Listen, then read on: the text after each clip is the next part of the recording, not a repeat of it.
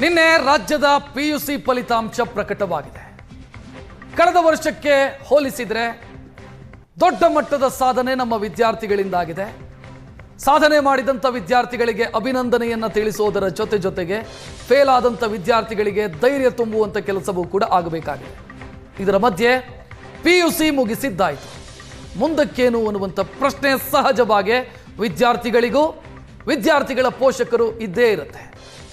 ಯಾಕೆಂತಂದರೆ ಇವತ್ತು ಪಿಯುಸಿ ಮುಗಿಸಿದಂಥ ವಿದ್ಯಾರ್ಥಿನಿಯರು ಇನ್ನು 4-5 ವರ್ಷ ಕಳೆದ ನಂತರ ಉದ್ಯೋಗದ ಆಕಾಂಕ್ಷಿಗಳಾಗಿರ್ತಾರೆ. ಈ ಹಂತದಲ್ಲಿ ಪಿಯುಸಿ ಮುಗಿಸಿದ ನಂತರ ಯಾವ ಕೋರ್ಸನ್ನು ಆಯ್ಕೆ ಮಾಡಿಕೊಳ್ಳಬೇಕು ಅನ್ನೋದು ಪ್ರಮುಖವಾದಂಥ ಗೊಂದಲ ಅವರನ್ನು ಕಾಡ್ತಾ ಇರುತ್ತೆ.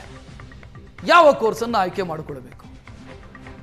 ಇವತ್ತು ದೊಡ್ಡ ಮಟ್ಟದ ಯಶಸ್ಸನ್ನು ಕೊಡುವಂಥ ಕೋರ್ಸು ಅಂತ ಭಾವಿಸಲಾಗಿರುವಂಥ ಕೋರ್ಸುಗಳು 5 ವರ್ಷ ಕಳೆದಾಗ ಇರ್ರಿಲೆವೆಂಟ್ ಆಗಿರಬಹುದು, ಅಂದರೆ ಅಪ್ರಸ್ತುತ ಆಗಿರಬಹುದು. ಇವತ್ತು ದೊಡ್ಡ ಮಟ್ಟದಲ್ಲಿ ಉದ್ಯೋಗ ಸೃಷ್ಟಿಸ್ತಾ ಇರುವಂಥ ಕ್ಷೇತ್ರ ಇನ್ನೊಂದು 5 ವರ್ಷ ಕಳೆದ ನಂತರ ಅಲ್ಲಿ ಉದ್ಯೋಗದ ಕಡಿತದ ಸಮಸ್ಯೆಗಳು ಕಾಣಿಸಬಹುದು. ಸೊ ಆಯ್ಕೆ ಮಾಡಿಕೊಳ್ಳುವಾಗ ಅತ್ಯಂತ ಜಾಗರೂಕತೆಯಿಂದ ಕೋರ್ಸನ್ನು ಆಯ್ಕೆ ಮಾಡಿಕೊಳ್ಳಬೇಕಾಗತ್ತೆ. ಮುಂದಿನದ್ದೇನು ಅನ್ನೋದನ್ನು ಯೋಚನೆ ಮಾಡಬೇಕಾಗತ್ತೆ. ಈ ಎಲ್ಲ ಗೊಂದಲಗಳನ್ನು ಬಗೆಹರಿಸುವಂಥ ಕೆಲಸವನ್ನು ನಮ್ಮಿಂದ ಅದರ ಮಟ್ಟಿಗೆ ನಾವು ಮಾಡ್ತಾ ಹೋಗ್ತೀವಿ. ನಮ್ಮ ಜೊತೆಗೆ ಶಿಕ್ಷಣ ಕ್ಷೇತ್ರದ ತಜ್ಞರು ಕೂಡ ಜಾಯಿನ್ ಆಗ್ತಾರೆ. ಪಿಯುಸಿ ರಿಸಲ್ಟ್ ಬಂತು, ವಿದ್ಯಾರ್ಥಿಗಳ ಮುಂದಿನ ಹಾದಿ ಏನು? ಕಲಾ, ವಾಣಿಜ್ಯ, ವಿಜ್ಞಾನ ಅಥವಾ ಬೇರೆ ಏನಾದರೂ ಕೋರ್ಸುಗಳು ಅಂತಾದರೆ ಏನು? ಪಿಯುಸಿ ವಿದ್ಯಾರ್ಥಿಗಳ ಮುಂದಿನ ಆಯ್ಕೆಗಳು ಏನೇನು? ಹೇಳಿ ಕೇಳಿ, ಈಗ AI ಯುಗ, ಯಾವ ಕೋರ್ಸಿಗೆ ಏನು ಭವಿಷ್ಯ ಇದೆ? ಪಿಯುಸಿ ಮುಗಿಸಿದ ವಿದ್ಯಾರ್ಥಿನಿಯರ ಮನಸ್ಸಲ್ಲಿ ಪ್ರಶ್ನೆ, ಪೋಷಕರ ಮನಸ್ಸಲ್ಲಿ ಗೊಂದಲ. ಏನು ಮಾಡಬೇಕು?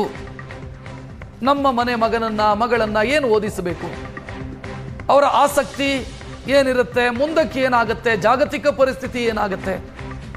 ನಿಮಗೆಲ್ಲರಿಗೂ ಕೂಡ ಗೊತ್ತಿರಬಹುದು, ಇಂಜಿನಿಯರಿಂಗ್ ಕ್ಷೇತ್ರದಲ್ಲಿ ಒಂದಿಷ್ಟು ತಲ್ಲಣಗಳು ಸೃಷ್ಟಿಯಾಗಿದ್ದಾವೆ AI ಕಾರಣಕ್ಕಾಗಿ. 5 ವರ್ಷ ಕಳೆದ ನಂತರ ಈಗ ವಿದ್ಯಾರ್ಥಿಗಳು, ಪಾಸ್ ಆಗಿರುವಂಥ ವಿದ್ಯಾರ್ಥಿಗಳು 5 ವರ್ಷ ಕಳೆದು ಉದ್ಯೋಗ ಹುಡುಕುವಂಥ ಸ್ಥಿತಿ ಬಂದಾಗ, ಉದ್ಯೋಗ ಹುಡುಕುವಂಥ ಪರಿಸ್ಥಿತಿ ಬಂದಾಗ ಅವರಿಗೆ ಪೂರಕವಾದಂಥ ಸ್ಥಿತಿ ಇರಬೇಕಾಗತ್ತೆ. ಸೊ ಮುಂದಾಲೋಚನೆಯೊಂದಿಗೆ ಯಾವ ಕ್ಷೇತ್ರವನ್ನು ಆಯ್ಕೆ ಮಾಡಿಕೊಳ್ಬೇಕು? ಸೊ ಎಲ್ಲ ಪ್ರಶ್ನೆಗಳಿಗೆ ಉತ್ತರ ಕೊಡುವಂಥ ಪ್ರಯತ್ನವನ್ನು ನಾವು ಮಾಡ್ತಾ ಹೋಗ್ತೀವಿ. ಅಂದರೆ ನಾನು ಮಾಡೋದಕ್ಕಿಂತ ಹೆಚ್ಚಾಗಿ ಶಿಕ್ಷಣ ತಜ್ಞರು ನಮ್ಮ ಜೊತೆಗಿರ್ತಾರೆ, ಅವರು ಮಾಡ್ತಾರೆ. ನೀವು ನಿಮಗೆ ಇರುವಂಥ ಗೊಂದಲಗಳನ್ನು ಬಗೆಹರಿಸಿಕೊಳ್ಳಬಹುದು. ನೀವು ಫೋನ್ ಮಾಡಬೇಕಾದಂಥ ದೂರವಾಣಿ ಸಂಖ್ಯೆ ನಿಮ್ಮ TV ಸ್ಕ್ರೀನ್ನ ಮೇಲೆ ಸ್ವಲ್ಪ ಹೊತ್ತಲ್ಲ ಬರುತ್ತೆ. ಸೊ ನೀವು ನೋಡ್ತಾ ಇದ್ದೀರಿ, ರಾಜ್ಯದಲ್ಲಿ ಇಂಜಿನಿಯರಿಂಗ್ ಕ್ಷೇತ್ರ ಅಥವಾ ಇಂಜಿನಿಯರಿಂಗ್ ಕಾಲೇಜು ಅಂತ ನಾವು ಲೆಕ್ಕ ಹಾಕಿದರೆ ಸೀಟುಗಳು ಎಷ್ಟಿದ್ದಾವೆ, ಯಾವ ಕ್ಷೇತ್ರಕ್ಕೆ ಎಷ್ಟು, ಏನು ಎಲ್ಲವನ್ನ ಕೂಡ ನೀವು ಗಮನಿಸಬಹುದು. ಯಾಕಂತಂದರೆ ವಿದ್ಯಾರ್ಥಿಗಳ ನೆಚ್ಚಿನ ಆಯ್ಕೆ ಇಂಜಿನಿಯರಿಂಗು ಮತ್ತು ಮೆಡಿಕಲ್ಲು, ವಿಜ್ಞಾನದಲ್ಲಿ, ವಾಣಿಜ್ಯದಲ್ಲಿ ಬೇರೆ ಬೇರೆ ಯೋಚನೆಗಳನ್ನು ವಿದ್ಯಾರ್ಥಿಗಳು ಮಾಡ್ತಾರೆ. ಕಲಾ ವಿಭಾಗದ ವಿದ್ಯಾರ್ಥಿಗಳು ಬೇರೆ ಬೇರೆ ಯೋಚನೆಗಳನ್ನು ಮಾಡ್ತಾರೆ. ಸೊ ಏನು ಎತ್ತ, ಯಾವುದು ಒಳಿತು, ಯಾವುದು ಬೇಡ ಅನ್ನುವಂಥ ಸ್ಥಿತಿ ಇದೆ. ಇದರೆಲ್ಲದರ ಬಗ್ಗೆ ಮಾತನಾಡ್ತಾ ಹೋಗೋಣ.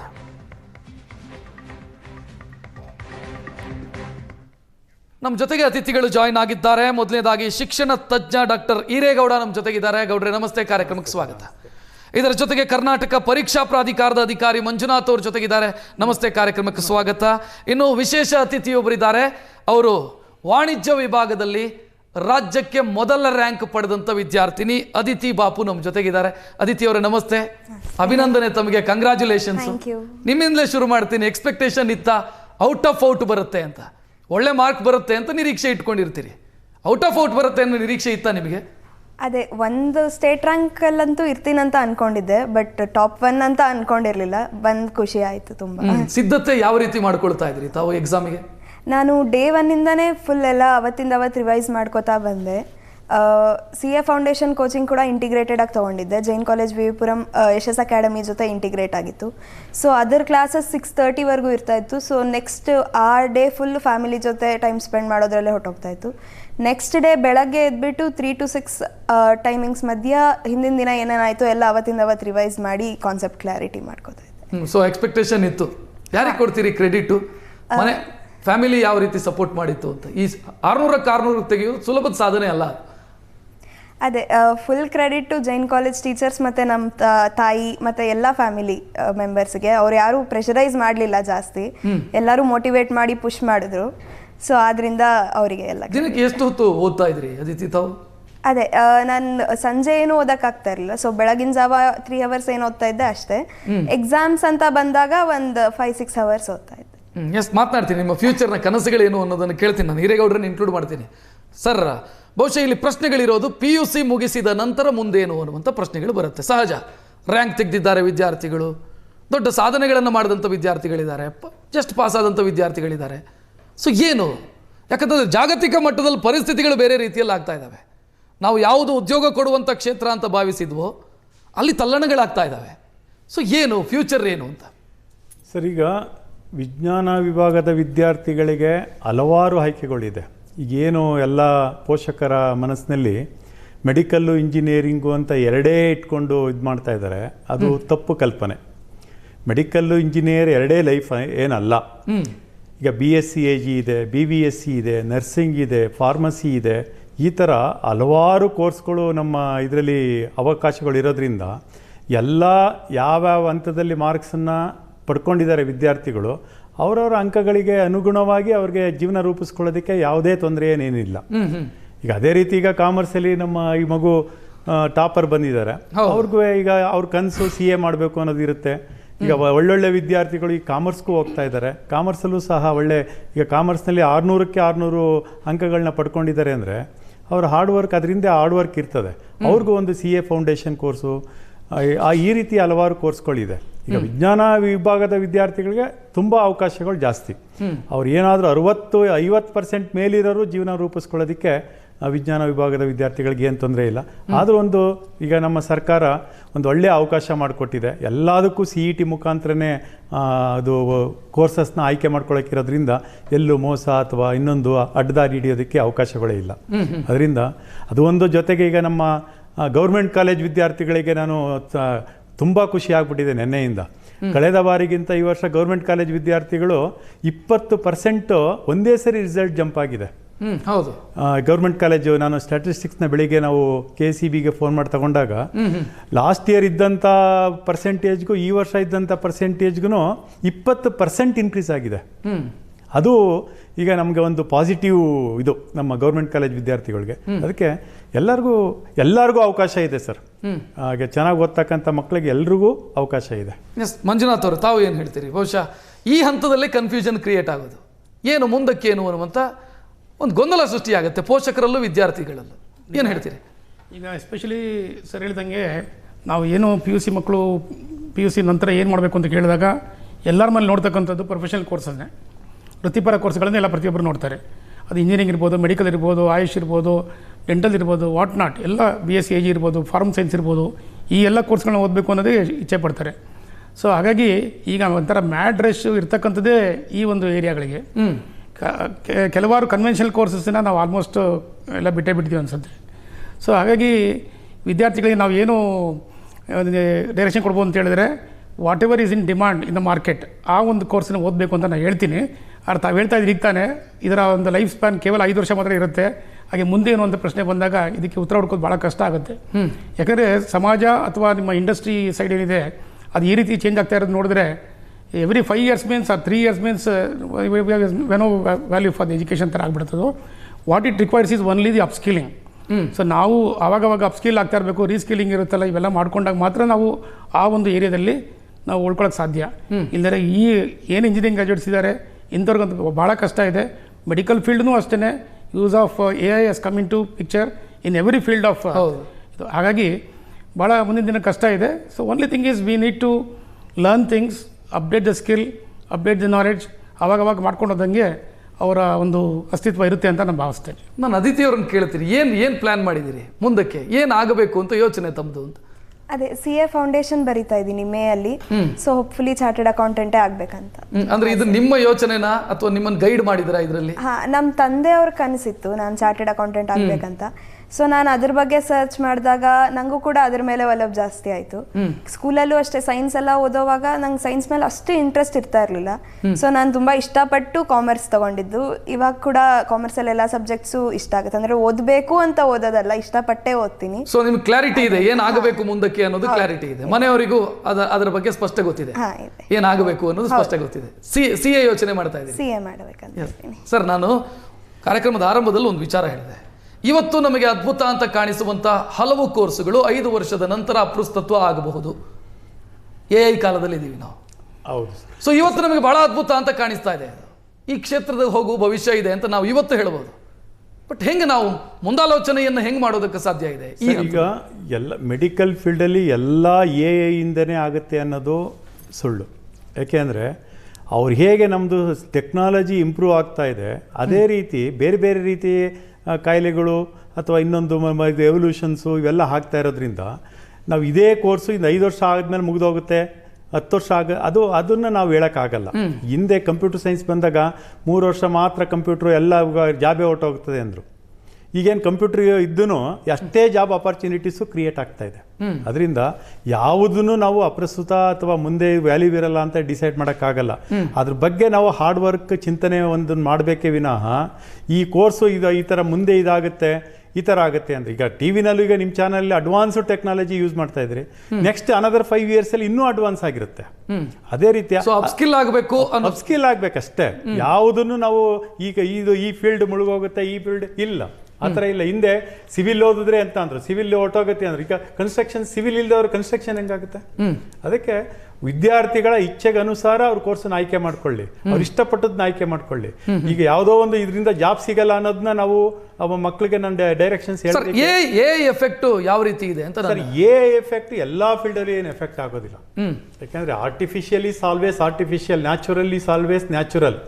ನ್ಯಾಚುರಲ್ನ ನಾವು ಯಾರೂ ಪ್ರಿಡಿಕ್ಟ್ ಮಾಡೋಕೆ ಆಗೋದೇ ಇಲ್ಲ. ಅದೇನು ಈಗ ಅದಿತಿಯವರು ಆಯ್ಕೆ ಮಾಡ್ಕೊಳ್ಳೋದಕ್ಕೆ ಬಯಸಿರೋದು CA.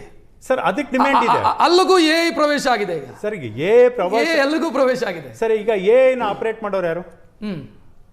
AI ಆಪರೇಟ್ ಮಾಡೋರು ಯಾರು? ಎಸ್, CA ಮಾಡಿರೋರೇ ಅಲ್ವಾ? ಅಲ್ಲಿಗೆ CA ಬೇಕೇ ಬೇಕಲ್ವಾ? ಸುಮ್ಮನೆ AI ಬರಲ್ವಲ್ಲ. ಅದಕ್ಕೋಸ್ಕರ ಇರ್ಬೋದು ಸರ್, ಕೆಲವು ಇದು ಟೆಕ್ನಾಲಜಿನಲ್ಲಿ AI ರೋಲು ಜಾಸ್ತಿ ಬರ್ಬೋದು. ಬಟ್ AI ಈಸ್ ಎವ್ರಿಥಿಂಗ್ ಅನ್ನೋದನ್ನ ನಾವು ಅಕ್ಸೆಪ್ಟ್ ಮಾಡ್ಕೊಳಕ್ಕಾಗಲ್ಲ. ಸೊ AI ಅನ್ನೋದೊಂದು ಬಬಲ್ ಬಸ್ಟ್ ಆಗುವ ಸಾಧ್ಯತೆಗಳೇನಾದ್ರೂ ಇದೆಯಾ? 100% ಇದೆ. ಮಂಜುನಾಥ್, ಆತಂಕ ಇರೋದೇ ಪೋಷಕರಿಗೆ ಅದೇ. AI ಅಲ್ಲಿ ಮತ್ತು ಮೆಷಿನ್ ಲರ್ನಿಂಗು ಇದಕ್ಕಷ್ಟೇ ಕಾನ್ಸಂಟ್ರೇಟ್ ಮಾಡಬಹುದಾ ಇಂಜಿನಿಯರಿಂಗ್ ಅಲ್ಲಿ? ಉಳಿದ ಕ್ಷೇತ್ರಗಳು ಅಪ್ರಸ್ತುತ ಆಗಬಹುದು ಅಂತ ಪೋಷಕರಿಗೆ ಬಹಳ ಜನಕ್ಕೆ ಪ್ರಶ್ನೆಗಳಿದ್ದಾವೆ. ಈ ಪ್ರಶ್ನೆಗೆ ಇವತ್ತು ಕೇಳಿದ್ರೆ ನಾವು ಎಷ್ಟಂತ ಹೇಳ್ಬೋದು. ಇನ್ನೊಂಥರ ಹೇಳಬೇಕು ಅಂತ ಹೇಳಿದ್ರೆ, ಇದನ್ನು 3 years ಬ್ಯಾಕ್ 4 years ಬ್ಯಾಕು ಇದೆಲ್ಲ ಜನ ನೋಡ್ತಾ ಇದ್ರು, ಹೆಚ್ಚಿನ ರೀತಿಯಲ್ಲಿ ನೋಡ್ತಾ ಇದ್ರು. ಬಟ್ ಇವತ್ತು ಏನಾಗಿದೆ ಅಂತ ಹೇಳಿದ್ರೆ, ಬರಲಾಗಿ ಎಲ್ಲ ಏರಿಯಲ್ಲಿ ರಂಗದಲ್ಲಿ ಬಂದಿರೋದ್ರಿಂದ ಕೆಲಸಗಳನ್ನ ಕಿತ್ಕೊಳ್ತಕ್ಕಂಥ ಇದು ನಡೀತಾ ಇದೆ ಅಂತ ನಾವು ಓದ್ತಾ ಇದ್ದೀವಿ. ಈಗ ಫಾರ್ ಎಕ್ಸಾಂಪಲ್ 5 ಜನ ಮಾಡ್ತಕ್ಕಂಥ ಕೆಲಸದಲ್ಲಿ ಹಾಕಿದ್ರೆ ಬರೀ ಒಬ್ಬ ಸಾಕು, ಇಬ್ಬರು ಸಾಕು ಅಂತಾರೆ. ಇಟ್ ಮೀನ್ಸ್ ಒಂದು 50-60-70% ಜಾಬ್ ಈಸ್ ಲಾಸ್ಟ್ ಅಂತಲೇ ಅರ್ಥ ಅದು. ಹಾಗಾಗಿ ನಾವು ಅಪ್ಸ್ಕಿಲ್ ಮಾಡಿಕೊಂಡು ಮುಂದೆ ಬಂದರೂ ಸಹ ಎಲ್ಲರಿಗೂ ಕೆಲಸ ಕೊಡ್ತೀವಿ ಅಂತಕ್ಕಂಥದ್ದು ಒಂದು ಇಲ್ಲ, ಗ್ಯಾರಂಟಿ ಇಲ್ಲ. ಸೊ ಹಾಗಾಗಿ ಅವರು ಬೇರೆ ರಂಗನ ಹುಡ್ಕೊಳ್ಬೇಕು ಅಥವಾ ಬೇರೆ ಜಾಬ್ ಹುಡ್ಕೊಳ್ತಕ್ಕಂಥ ಇದು it's A practical this thing what I am telling. So ಹಾಗಾಗಿ ಮುಂದಿನ ದಿನಗಳಲ್ಲಿ ನಾವು ಇದು ಗ್ಯಾರಂಟಿ ಹೇಳೋದಕ್ಕಾಗಲ್ಲ. ಮಕ್ಕಳಿಗೆ ಧೈರ್ಯವಾಗಿ ಓದಬೇಕು, ಚೆನ್ನಾಗಿ ಓದಬೇಕು, ಮತ್ತು ಏನು ನಾವು ಕೆಲಸ ತೊಗೊಂಡಿರ್ತೀವಲ್ಲ ಆ ಒಂದು ರಂಗದಲ್ಲಿ ನಾವು ಟಾಪಲ್ಲಿದ್ದರೆ ಬಹುಶಃ ನಾನು ಉಳ್ಕೋಬಹುದು. ಅಪ್ಡೇಟ್ ಆಗ್ತಾ ಹೋಗ್ತಾ ಇರಿ ಅಂತ. ಹೌದು, among 10 members there may be 2 members which will be retained, who may be retained. ಮಿಗ್ದಂಥವ್ರು ಹೊರಡೆ ಕಳಿಸೋಂಥದ್ದು ನಡೀಬೋದು. ಅವ್ರೇನು ಮಾಡಬೇಕು, ಅವ್ರು ಬೇರೆ ಇನ್ನೊಂದು ರಂಗದಲ್ಲಿ ಕೆಲಸ ಹುಡ್ಕೊಂಥದ್ದು ಕೆಲಸ ಮಾಡಬೇಕಾಗತ್ತೆ. ಹಾಗಾಗಿ ನಿಶ್ಚಿತತೆ ಅನ್ನೋದು ಭಾಳ ಸ್ವಲ್ಪ ಕಡಿಮೆ ಅಂತ ನಾನು ಭಾವಿಸ್ತೀನಿ. ಎಸ್, ನಾನು ಕಾಲರ್ಸ್ ಅನ್ನು ಮಾತನಾಡುವಂಥ ಸಮಯ. ನನ್ನ ಜೊತೆಗೆ ಈಗ ಬೆಂಗಳೂರಿನಿಂದ ಜಗದೀಶ್ ಅನ್ನೋರು ಕರೆ ಮಾಡಿದ್ದಾರೆ. ಜಗದೀಶ್ ಅವರೇ ನಮಸ್ಕಾರ. ಸರ್ ನಮಸ್ಕಾರ. ಸರ್ ನಮಸ್ತೆ. ತಮ್ಮ ಪ್ರಶ್ನೆ ನೇರವಾಗಿ ಕೇಳಬಹುದು, ತಜ್ಞರಿದ್ದಾರೆ. ನನ್ನ ಮಗಳು ಮಂಗಳೂರು ಎಕ್ಸ್ಪರ್ಟ್ PU ಕಾಲೇಜಲ್ಲಿ ಸೈನ್ಸ್ ಅಲ್ಲಿ 95% ತೆಗೆದವಳು ಸರ್. ನಾವು ಮುಂದೆ ಏನು ನಮ್ಗೆ ಸ್ವಲ್ಪ ಬಡವರು ನಾವು ನಿರ್ಧಾರ ತಮ್ಮಕ್ಕು ಅನ್ನೋದು ಗೊತ್ತಾಗ್ತಿಲ್ಲ.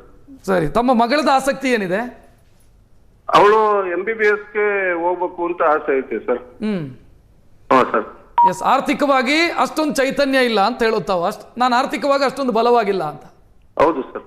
ಎಸ್, ಹಿರೇಗೌಡ್ರೆ ಏನು ಹೇಳ್ತೀರಿ? ಸರ್, ಈಗ ಆ ಥರ ಆರ್ಥಿಕವಾಗಿ ಸಬಲರ ಅಲ್ಲದವ್ರಿಗೆ ಏನು ನಮ್ಮ ಇದು ನೀಟ್ ಎಕ್ಸಾಮ್ ಇದೆ, ನೀಟ್ ಎಕ್ಸಾಮ್ನಲ್ಲಿ ತುಂಬ ಟಾಪರ್ ಬಂದರೆ ಕೇವಲ 57,000 ರೂಪಾಯಿ ವರ್ಷಕ್ಕೆ. ಅದರಿಂದ ಅವ್ರು ನೀಟ್ ಎಕ್ಸಾಮೇ ಮೇಯ್ನ್ ಗುರಿಯಾಗಿ ಇಟ್ಕೋಬೇಕಾಗುತ್ತೆ. ನೀಟ್ ಎಕ್ಸಾಮ್ ಮಾಡಿಕೊಂಡು ಅವ್ರ ಕೆಟಗರಿ ಯಾವುದು ಅದೆಲ್ಲ ಸರ್ಟಿಫಿಕೇಟ್ಸ್ ಎಲ್ಲ ಮಾಡಿಕೊಂಡು OBC ಇದೆಯಾ ಅಥವಾ ಅವರ ರಿಸರ್ವೇಷನ್ ಇದೆಯಾ ಅಥವಾ ಜನರಲ್ ಇದೆಯಾ, 2 ರೀತಿ ಸೆಲೆಕ್ಷನ್ ಆಗುತ್ತೆ ಅಲ್ಲಿ. ಒಂದು ನೀಟ್ ಎಕ್ಸಾಮ್ನಲ್ಲಿ ಕರ್ನಾಟಕದಲ್ಲಿ 85. ಇಲ್ಲಿ ಜಗದೀಶ್ ಅವರ ಮಾತಲ್ಲಿ ನಾವು ತಂದೆಯ ಕನಸನ್ನ ಅರ್ಥ ಮಾಡ್ಕೊಳ್ಬಹುದು. ಮಗಳು MBBS ಓದಬೇಕು ಅಂತ. ಹೌದು ಸರ್, ಅದಕ್ಕೆ ದಾರಿ ವಾಸ್ತವ ನನಗೆ ಹಿಂಗಿದೆ ಸರ್. ವಾಸ್ತವ ಅವ್ರಿಗೆ ಒಂದೇ ದಾರಿ ಇರೋದು ನೀಟ್ ಎಕ್ಸಾಮ್ನಲ್ಲಿ ಸಕ್ಸಸ್ ಆಗೋದು. ನೀಟ್ ಎಕ್ಸಾಮ್ಗೆ PUC ಮಾರ್ಕ್ಸನ್ನು ಕನ್ಸಿಡರ್ ಮಾಡಲ್ಲ. CET ಎಕ್ಸಾಮ್ಗೆ, ಅದೇ ಇಂಜಿನಿಯರಿಂಗ್ ಎಕ್ಸಾಮ್ಗೆ CET ಇದು ನಮ್ಮ ಬೋರ್ಡ್ ಎಕ್ಸಾಮ್ ಮಾರ್ಕ್ಸನ್ನು ಕನ್ಸಿಡರ್ ಮಾಡ್ತೀವಿ, ಆದರೆ ನೀಟ್ ಎಕ್ಸಾಮ್ ಕನ್ಸಿಡರ್ ಮಾಡಿಲ್ಲ. ಅವ್ರ ಕನಸು ಏನಿದೆ ಅದು ಈಡೇರಬೇಕು ಅಂತಂದರೆ ಅವರು ನೀಟ್ ಎಕ್ಸಾಮ್ ಕ್ರ್ಯಾಕ್ ಮಾಡಲೇಬೇಕು, ಅದೊಂದೇ ದಾರಿ. ಬಟ್ ಅದನ್ನು ಸೆಲೆಕ್ಷನ್ಗೆ ಹಲವಾರು ರೂಪದಲ್ಲಿ ಬರ್ತವೆ. ನಮ್ಮ ಕರ್ನಾಟಕ CET ಮುಖಾಂತರನೂ ಕೊಡ್ತಾರೆ, ಮತ್ತು ಮೆಡಿಕಲ್ ಕೌನ್ಸಿಲ್ ಆಫ್ ಇಂಡಿಯಾ ಮುಖಾಂತರನೂ ಕೊಡ್ತಾರೆ. ಇಲ್ಲ ಅಲ್ಲಿ 15% ರಾಜ್ಯ, ಎಲ್ಲ ರಾಜ್ಯದಲ್ಲೂ ಕೋಟ ಇದೆ. ಒಂದು ಸಮಸ್ಯೆ ಇದೆ ಜಗದೀಶ್ ಅವರು, ನನ್ಗೆ ಆರ್ಥಿಕವಾಗಿ ಅಂತ ಚೈತನ್ಯ ಇಲ್ಲ ಅಂತ ಹೇಳ್ತಾರೆ. ನೀಟ್ ಕೋಚಿಂಗ್ ಕ್ಲಾಸ್ಗಳು ಅಂತ ಲಕ್ಷಗಟ್ಟಲೆ ಫೀಸ್ ಪಡ್ಕೊಳ್ಳುವಂತ ಕೋಚಿಂಗ್ ಸೆಂಟರ್ಗಳಿದಾವೆ ಸರ್. ಇಲ್ಲ, ಈಗ ಬೇರೆ ಕಡೆ ಹಲವಾರು ಕಡೆ ಫ್ರೀ ಕೋಚಿಂಗ್ ಕೊಡ್ತಾ ಇದ್ದಾರೆ. ಫ್ರೀ ಕೋಚಿಂಗ್ ಕೊಡ್ತಾ ಇದ್ದಾರೆ ಜಿಲ್ಲಾ ಮಟ್ಟದಲ್ಲಿ. ಉಪನ್ಯಾಸಕರ ಸಂಘ, ನಮ್ಮ ಪ್ರಾಂಶುಪಾಲರ ಸಂಘ ಅವೆಲ್ಲ ಮಾಡಿಕೊಂಡು ಫ್ರೀ ಕೋಚಿಂಗ್ ಕೊಡ್ತಾ ಇದ್ದಾರೆ. ಆಮೇಲೆ ಆರ್ಥಿಕವಾಗಿ ಸಬಲರು ಅಥವಾ ಸಬಲರಲ್ಲ ಅನ್ನೋದು ಅಲ್ಲಿ ಪ್ರಶ್ನೆ ಬರೋದಿಲ್ಲ. ಓದೇ ಮೇನ್ ಇಂಪಾರ್ಟೆಂಟ್. ಓಕೆ, ಸಕ್ಸಸ್ ಆಗಬೇಕಾ ಅವಳು ನೀಟಲ್ಲಿ ಕ್ರ್ಯಾಕ್ ಮಾಡಲೇಬೇಕು. ಒಂದೊಂದು ಮಾರ್ಕ್ಸ್ನು ಭಾಳ ಇಂಪಾರ್ಟೆಂಟ್ ಬರುತ್ತಲ್ಲಿ. ಸೊ ಆ ಮಕ್ಕಳಿಗೆ ನಾನು ಹೇಳೋದು ಅಂದರೆ ಕರೆಕ್ಟಾಗಿ ಗೊತ್ತಿರೋವಷ್ಟು ಮಾತ್ರ ಆನ್ಸರ್ಸ್ ಆಗಬೇಕು. ಅಲ್ಲಿ ನೆಗೆಟಿವ್ ಆನ್ಸರ್ಸ್ ಇದೆ, ನೆಗೆಟಿವ್ ಮಾರ್ಕ್ಸ್ ಹೋಗ್ಬಿಡುತ್ತೆ. ಅದಕ್ಕೋಸ್ಕರ ಅವ್ರು ಮಾಡಬೇಕು ಅಂದರೆ ಎಷ್ಟು ಪರ್ಫೆಕ್ಟ್ ಆನ್ಸರ್ಸ್ ಗೊತ್ತಿದೆ ಅಷ್ಟು ಮಾತ್ರ ಹಾಕಿ ಬಂದರೆ ತುಂಬ ಒಳ್ಳೆಯದು. ಅದೇ ನಮ್ಮ ಕರ್ನಾಟಕ CET-ನಲ್ಲಿ ನೆಗೆಟಿವ್ ಮಾರ್ಕ್ಸು ನಾವು ಇದು ಮಾಡೋದಿಲ್ಲ. ಬಟ್ ನೀಟ್ ಎಕ್ಸಾಮಲ್ಲಿ JEE ಎಕ್ಸಾಮ್ ನೆಗೆಟಿವ್ ಮಾರ್ಕ್ಸ್ ಮಾಡ್ತೀವಿ. ಆ ಮಗುಗೆ ನಾನು ಹೇಳೋದೇನಪ್ಪ ಅಂದರೆ, ನೀನು ಪರ್ಫೆಕ್ಟಾಗಿ ಓದಿ, ನಿನಗೆ ಎಷ್ಟು ಕರೆಕ್ಟಾಗಿ ಬಂದಿದೆ ಅಷ್ಟು ಹಾಕಿ ಬನ್ನಿ. ಆಮೇಲೆ ಮತ್ತೆ ನಿಮ್ಮ TV ಚಾನಲ್ ಮುಖಾಂತರ ಇನ್ನೊಂದ್ರ ಮುಖಾಂತರ ಯಾವ ರೀತಿ ಆಪ್ಷನ್ ಎಂಟ್ರಿ ಮಾಡ್ಕೋಬೇಕು, ನಿಮ್ಗೆ ಎಲ್ಲೆಲ್ಲೆಲ್ಲ ಅವಕಾಶ ಇದೆ ಈ ಮಾರ್ಕ್ಸ್ಗೆ ಅಂತ ಬೇಕಾದ್ರೆ ಹೇಳ್ಬೋದು ನಾವು ಇನ್ನೊಂದ್ಸರಿ. ಎಸ್, ನಮ್ಮ ಜೊತೆ ಇನ್ನೊಬ್ರು ಕಾಲರು ಶಿವಕುಮಾರ್ ಅಂತ. ಶಿವಕುಮಾರ್ ಅವರೇ ನಮಸ್ಕಾರ. ಸರ್ ನಮಸ್ಕಾರ ಸರ್. ನಮಸ್ತೆ. ನಮಸ್ತೆ ಸರ್, ಮೊದಲೇ ಮತ್ತು ಎಲ್ಲ ವಿದ್ಯಾರ್ಥಿಗಳಿಗೆ ಅಭಿನಂದನೆಗಳು ಸರ್. ಒಳ್ಳೆ ಮಾರ್ಕ್ಸ್ ತೊಗೊಂಡು ಪಾಸ್ ಆಗಿದ್ದಾರೆ. ಆದ್ರೆ ನಾನು ಕಲ್ಯಾಣ ಕರ್ನಾಟಕ ವಿಭಾಗಕ್ಕೆ ಸೇರಿದವರು. ಈಗ ಒಂದೇ ಒಂದು ವಿಷಯ ಅದೇ ಅಂದ್ರೆ, ನಮ್ಮ ಕಲ್ಯಾಣ ಕರ್ನಾಟಕದ್ದು ಯಾದಗಿರಿ ಆಗಿರ್ಬೋದು, ಗುಲ್ಬರ್ಗ ಆಗಿರ್ಬೋದು, ಬೀದರ್ ಆಗಿರ್ಬೋದು, ಯಾಕೆ ಪ್ರತಿ ವರ್ಷ ಎಲ್ಲ ಲೀಸ್ಟ್ ನಂಬರ್ ನಲ್ಲಿ ಬರುತ್ತೆ? ಇದಕ್ಕೆ ನಮ್ಮ ಶಿಕ್ಷಣ ತಜ್ಞರು, ನಮ್ಮ ಶಿಕ್ಷಣ ಸಚಿವರಿಂದ ಏನು ಉತ್ತರ ಇದೆ? ಯಾಕೆ ಈ ತರ ಪ್ರತಿ ವರ್ಷ ಆಗ್ತಾ ಇದೆ? ನಮಗೂ ನೋವಾಗುತ್ತೆ. ಉಡುಪಿ, ಮಂಗಳೂರು ಎಲ್ಲ, ಬೆಂಗಳೂರು ಎಲ್ಲ ಒಳ್ಳೆ ಸ್ಥಾನದಲ್ಲಿ ಬಂದಾಗ ಈ ಜಿಲ್ಲೆಗಳು ಯಾಕೆ ಪ್ರತಿ ವರ್ಷ SSLC ಆಗಿರ್ಬೋದು, PUC ಆಗಿರ್ಬೋದು, ಇದಕ್ಕೆ ಶಿಕ್ಷಣ ತಜ್ಞರು ಆಮೇಲೆ ನಮ್ಮ ಶಿಕ್ಷಣ ಸಚಿವರು ಏನ್ ಹೇಳ ಬಯಸ್ತಾರೆ ಸರ್?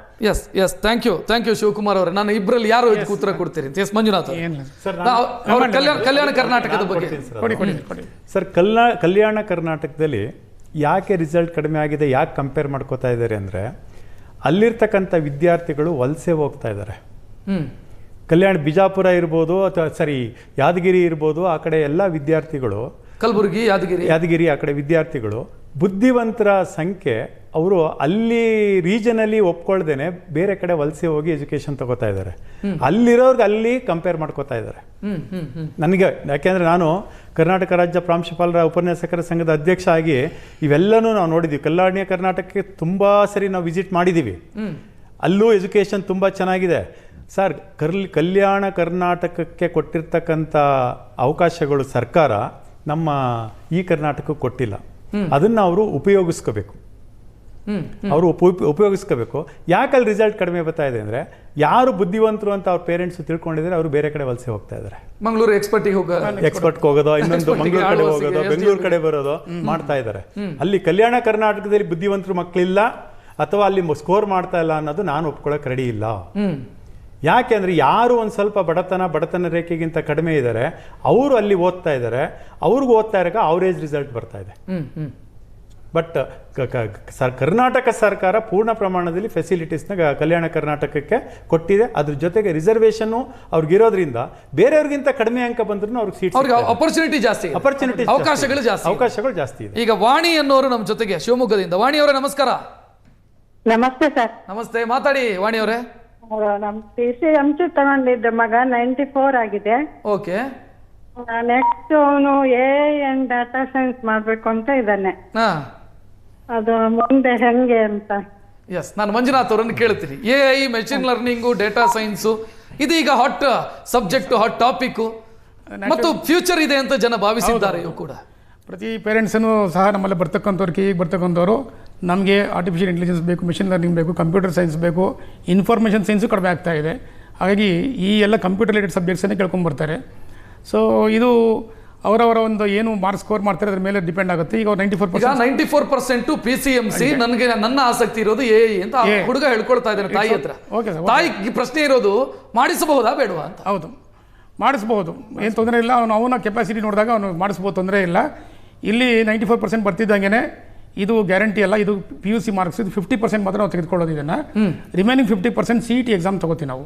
ಸೊ ಹಾಗಾಗಿ you may not stand at 94%, you may come down. ಸಾಮಾನ್ಯವಾಗಿ CET ಎಕ್ಸಾಮಿನೇಷನ್ನು as compare to PU examination ಬೇರೆ ಥರ ಇರುತ್ತೆ.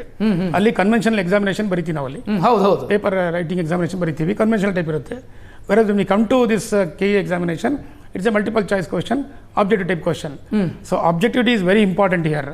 ಸೊ ನಾನು ಏನು ಓದಿದ್ದೀನಿ ಅದನ್ನು ಆಬ್ಜೆಕ್ಟಿವ್ ಆಗಿರಬೇಕು, ಕ್ಲಿಯರ್ ಆಗಿರಬೇಕು, ಹಾಗಿದ್ರೆ ಮಾತ್ರ ಉತ್ತರ ಬರೆಯೋಕ್ಕೆ ಸಾಧ್ಯ. ಹಾಗಾಗಿ ನೀವು 90% ತಗೊಂಡಿದ್ರು ಸಹ CETನಲ್ಲಿ ಸುಮಾರು ಜನ ಭಾಳ ಕಡಿಮೆ ಮಾರ್ಕ್ಸ್ ತಗೊಂಡಿರ್ತಕ್ಕಂಥದ್ದು ನಾವು ನಮ್ಮ ಅನುಭವದಲ್ಲಿ ನೋಡ್ತಾ ಇದ್ದೀವಿ. ಹಾಗಾಗಿ ನಾನು ಅವ್ರನ್ನ ಡಿಸ್ಕರೇಜ್ ಮಾಡ್ತಾ ಇಲ್ಲ. Is the fact. ನಾನು ಮಂಜುನಾಥ್ ಅವರು ಇಲ್ಲೇ ಪ್ರಶ್ನೆ ಇದೆ ನನಗೆ. ನಂದು ನನ್ನ ಮಗಳು ಅಥವಾ ನನ್ನ ಫ್ಯಾಮಿಲಿ ಮೆಂಬರ್ ಯಾರೋ 94, 95, 96% ತಗೊಂಡಿದ್ದಾರೆ. CETನೋ ನೀಟೋ ಅದನ್ನು ಯಾವ ರೀತಿ ನಾನು ಕ್ರ್ಯಾಕ್ ಮಾಡೋದು? ಅಲ್ಲಿ ಹೆಂಗೆ ನಾನು ಒಳ್ಳೆ ಸ್ಕೋರ್ ಮಾಡೋದು? ಓಕೆ, ಹೇಗೆ ಮಾಡಬೇಕು, ಹೇಗೆ ಸಿದ್ಧತೆ ಮಾಡ್ಕೊಳ್ಬೇಕು ಸರ್? ಇದ್ರ ಬಗ್ಗೆ ಎಲ್ಲ ಮಕ್ಕಳಿಗೆ ಆಗಲೇ ಗೊತ್ತಿರುತ್ತಿದ್ದು. ಅವರು ಸೆಕೆಂಡ್ PUC ಬರ್ತಾ ಇದ್ದಂಗೆ ಮಕ್ಕಳು ಒಂದು ಡಿಸಿಷನ್ ತಗೋತಾರೆ, ನಾನು ಯಾವ ರೀತಿ ಓದಬೇಕು ಅನ್ನೋದನ್ನು. ಕೆಲವು ಇಂಟಿಗ್ರೇಟೆಡ್ ಕೋರ್ಸ್ ಆಫರ್ ಮಾಡ್ತಾರೆ, ಕೆಲವರು ಬೇರೆ ಕಡೆ ಓದ್ಕೊಂಬರ್ತಾರೆ. ಬೇರೆ ಬೇರೆ ಥರ ಅಪ್ರೋಚಸ್ ಇದೆ ಅಲ್ಲಿ. ಕೆಲವು ಕಾಲೇಜಸಲ್ಲಿ ನೀವು ಅಡ್ಮಿಷನ್ ಮಾಡ್ಕೊಂಡು ನಿಮ್ಮನ್ನು CETಗೂ ಕೋಚ್ ಮಾಡ್ತಾರೆ, ರೆಗ್ಯುಲರ್ ಇದಕ್ಕೂ ಕೋಚ್ ಮಾಡ್ತಾರೆ. ಇನ್ನು ಕೆಲವು ಕಡೆ CET ಸಪ್ರೇಟಾಗಿ ಕೋಚ್ ಮಾಡ್ತಾರೆ. ಕೆಲವರು ಎಕ್ಸ್ಪರ್ಟ್ಗೆ ಹೋಗಿ ಬರ್ತಾರೆ, ಈ ಕೋಚಿಂಗ್ಗೆ ಹೋಗಿ ಬರ್ತಾರೆ, CETಗೋಸ್ಕರ ಹೋಗಿ ಬರ್ತಾರೆ, ನೀಟ್ಗೋಸ್ಕರ ಹೋಗಿ ಬರ್ತಾರೆ.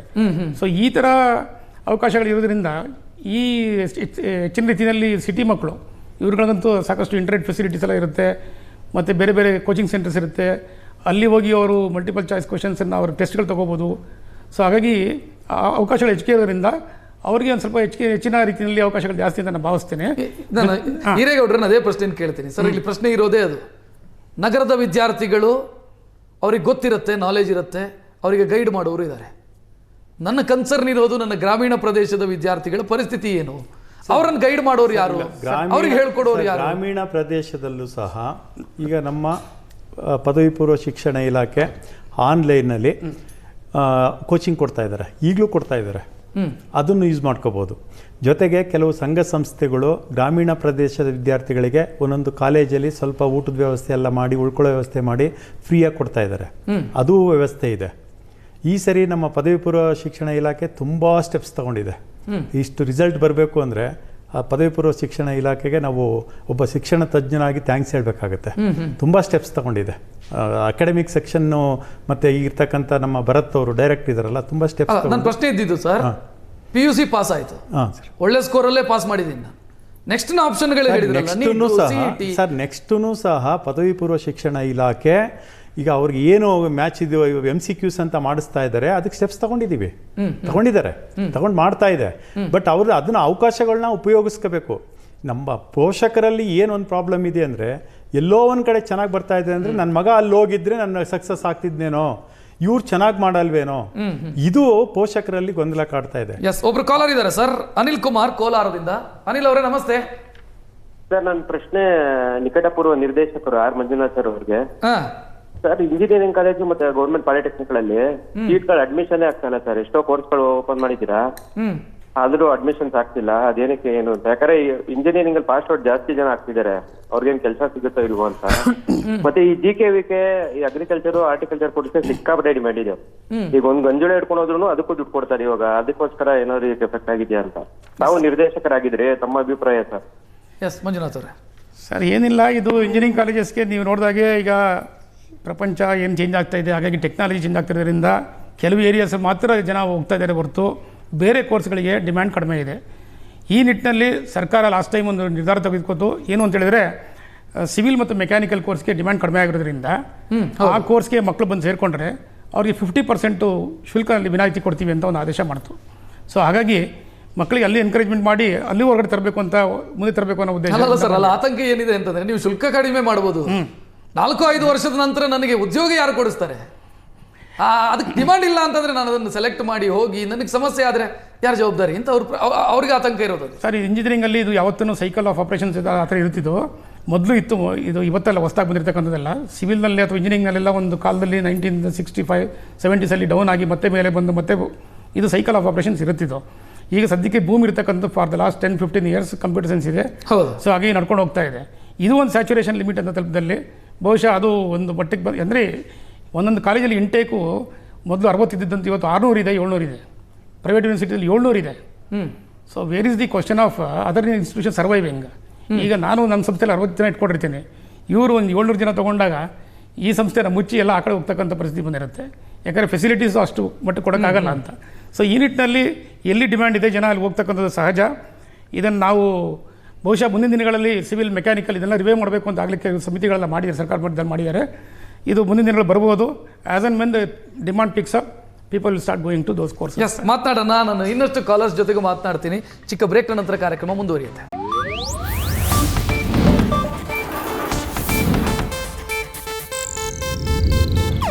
ಇದು ಏಷ್ಯಾನೆಟ್ ನ್ಯೂಸ್ ನೆಟ್ವರ್ಕ್ ಪ್ರಸ್ತುತಿ.